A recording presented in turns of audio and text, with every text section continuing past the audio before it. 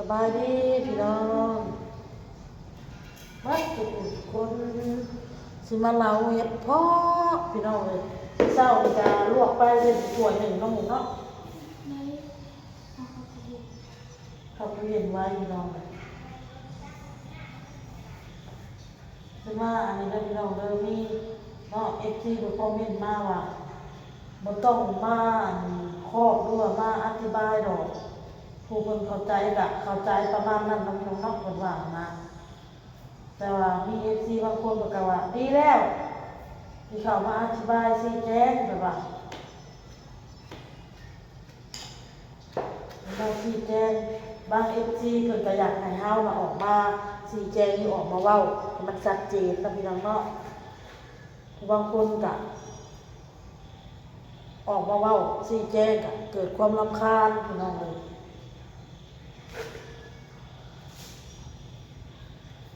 เกิดความรำคาญพี่น้องบางทีเพิ่นก็อยากเบิ่งในมุมมองอีกแบบหนึ่งของเราแบบมาถ่ายคลิปแล้วเว้าหันว่านี่ที่ก็รำคาญบางคนเพิ่นก็อยากให้เว้าบางคนอยากให้เว้านั่นแหละพี่น้องคนก็เอาใจบ่ทั่วบ่ถึงพี่น้องเลยบักใครบักมันหมู่บางคนก็บักนึงบางคนก็บักนึงน้องเนาะเฮ็ดเพาะคือเพิ่นนี่แบบหน่วยบ่กลมเหมือนนะพี่น้องนี่หน่วยมันเป็นแบบ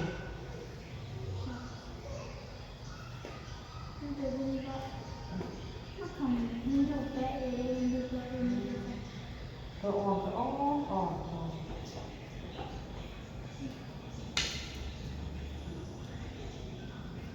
น้องบอลน่ะถ้าเราไปอยู่น้ำยาเราแล้วนะทำเราเตะไปหักค่ะ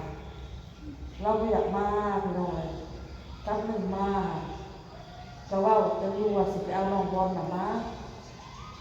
เอาน้องบอลน่ะมาเนาะแล้วก็เที่ยวไปคือFCว่าโปรเตะเที่ยวมาก็เมื่อไปหักมาแล้วแบบเข่ากับเข่าเมื่อเจ้าสิว่าเลยพี่น้องเนาะบอลนั่นที่ไปหักส่งไปหักกับอันน้องบอลน่ะนะมันอยู่คนละที่เพื่อนหน้าของน้องออโต้อยู่บอลนึงบอลเฮ็ดเวียกของเบาเต้อยู่บอลนึงนะสิไปส่งน้องบอลอยู่ผัดพูนอยู่บ้านดงน้ำด่วนของพี่น้องตลาดสามัคคีไซเราพี่น้องเนาะน้องบอลเพิ่นอยู่บ้านดงน้ำด่วนบัดนี้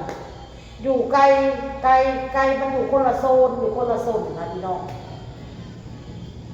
จักสิว่าเอ้าสมมุติว่าเฮือนนั่น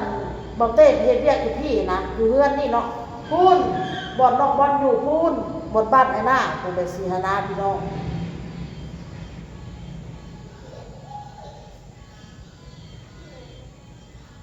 เบาเต้แล้วก็เลิกเวียก6 โมงปลายก็แล้วหันแล้ว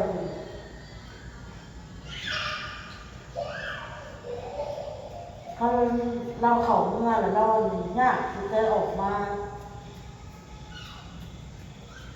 เพราะว่าตามที่อ้นได้ว่าได้รุ่นเรากับบริษัทเนี่ยน้องบอลเนี่ยหิวจองกับน้องแต่ว่ามันก็มีเป็นบางช่วงบางเวลาเราบางทีเงินมันบ่ทันได้กินจำปลาแดกเราเอาค่ะแต่เงินมันบ่ทันบางที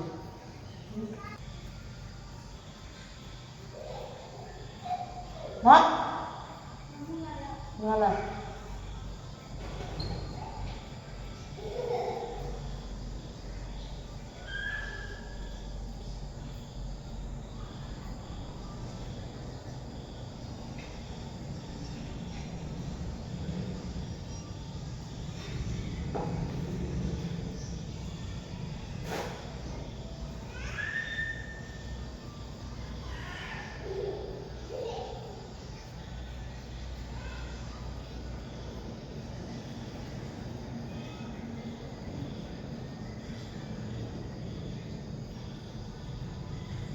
คนก็ลงกันกับหญ้าตะบอนกระลายน้องพี่น้องเนาะ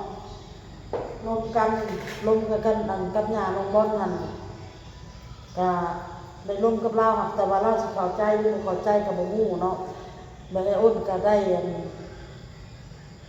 ว่าสุรพังว่าเขาเจ้าจะขายทั้งดินทั้งเงินสะจ่อยนะพี่น้องมันจะมีทั้งดินทั้งเงินเนาะเราจะขายใน200,000แต่กสิโตได้อยู่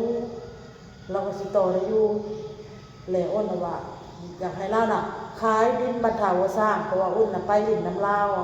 ไปเบิ่งไปลิ่นไปหาน้องบอลล่ะไปรับน้องบอลเอาน้องบอลไปส่งให้เราหั่นแล้วได้ยินเราว่าดินนั่นแหละเขาอยากซื้อน้ำพอน้องบอลเนี่ย300,000ซั่นนะอ้นก็เลยว่าขายซะเป็นหยัง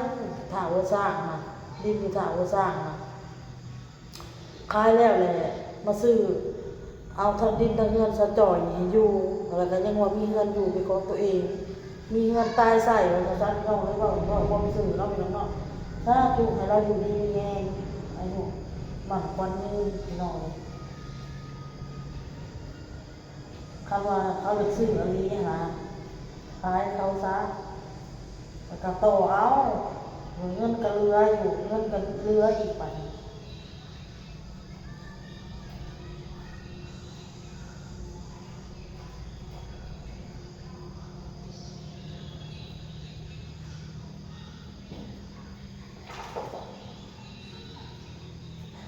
แล้วก็พอน้องบอลก็บอกว่าให้เจ้าขาย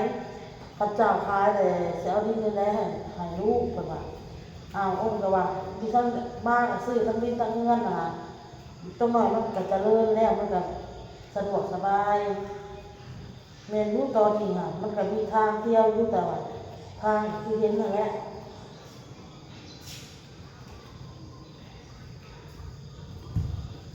คือดินสะจ่อยก็ได้ทั้งดินทั้งเงินอยู่เลยอ้นว่าแล้วก็ไปรับน้องบอลไปลงกับเราตื่นหน่อยบอกว่าเราตื่นหน่อยมันก็มาชุดหน่อยดีกว่าเฮาไปอยู่เพื่อนหมู่ไปอยู่ที่ของหมู่นะอยู่น้องแม่หักของของน้องบอลอะไรว่าคุณให้มันพูดรับไว้แล้วก็เรื่องไปลูกเต้าแล้วล่ะมันส่องไปเห็นอนาคตของน้องเลย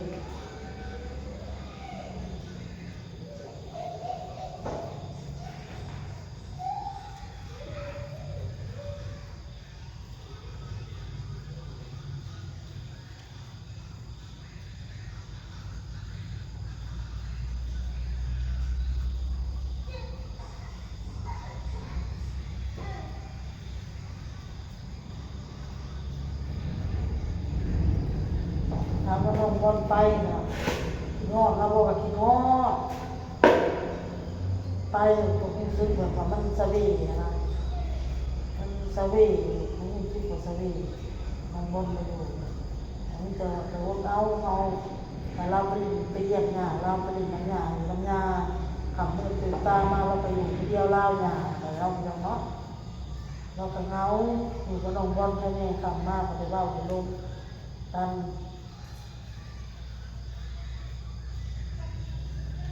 ตาประตูอาจจะใส่กระจกกระเจก็ดีเด้อญาติคนขี่มากขี่กาวขี่ประจีไปปนประมาณ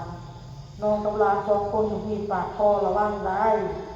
คนบอกจ้านระวังเพื่อระวังตัวดีเช่นบอกกระเต่าสิงก็ถือกระจอนไปปนนะคะถือกระเต่าไปโผล่ขี่มากเลยเขาสิคิดปนได้10,000เอาก็ได้ซื้อยาบ้าเหมือนน้องเขาพันเราแล้วเราเอามือหักหลบพันเขามือเราบาดเอาไปจับผ้ามาที่พันเขาคืน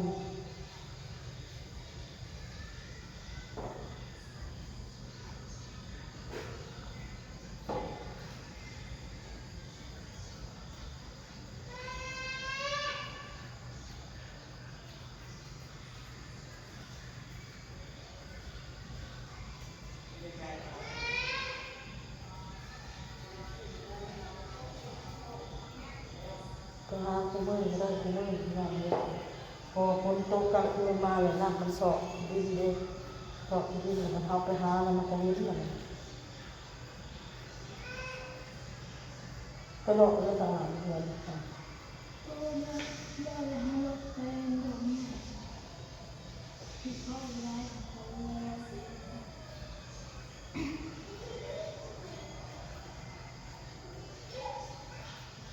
มีแต่ว่าเพื่อนเพื่อน สวยแล้วเขา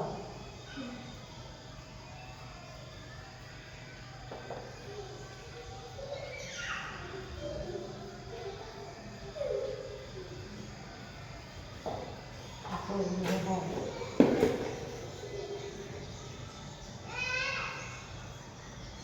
อย่าโทรหาอย่าโทรกับบ่ได้มองบอลพี่น้องเลยยากโทรหาก็ได้มีแต่เราจะโทรมาเลยได้เพราะเขาจะโทรหาเรากับโทรบ่ได้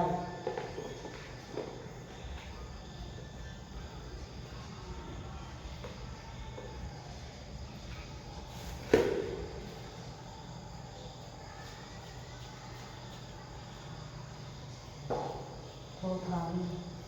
ถามข่าวว่าแก่นั่นเองครับแบบนี้มันแก่เนาะพี่น้องเนาะเห็ดเพาะมันแก่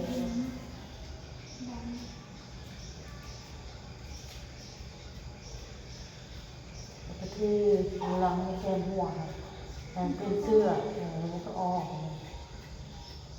ถ้าไปทำงานเก็บตัว อ๋อฮะ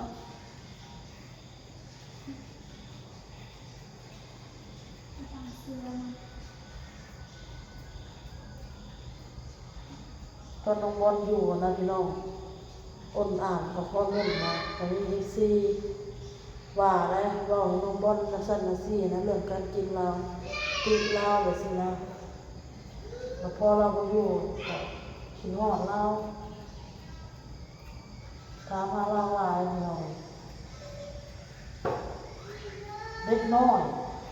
ถึงจะเป็นเล็กน้อยก็มีผู้หักผู้สร้างมีกันได้ถึงใจจะเป็นเล็กน้อยก็ตามแต่ในมุมมองที่เป็นเบิ่งเงาเป็นสร้างเงาแบบนี้ในมุมมองอีกแบบหนึ่งใหญ่แบบหนึ่งเบิ่งก็จะหักเงาแพ้เงาเห็นเงากินก็จะว่าเงากินแซ่ผู้หักผู้สร้างก็จะว่าแต่ได้ทั้งวีทั้งวัน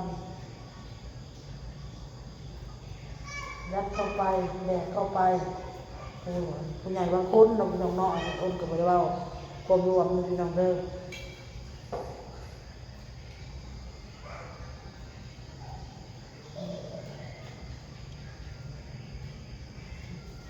โอเคแล้วพี่น้องคลิปนี้อ้นกับศิลาไปก่อนพี่น้องพ่อก็คลิปหนาสบายดีพี่น้อง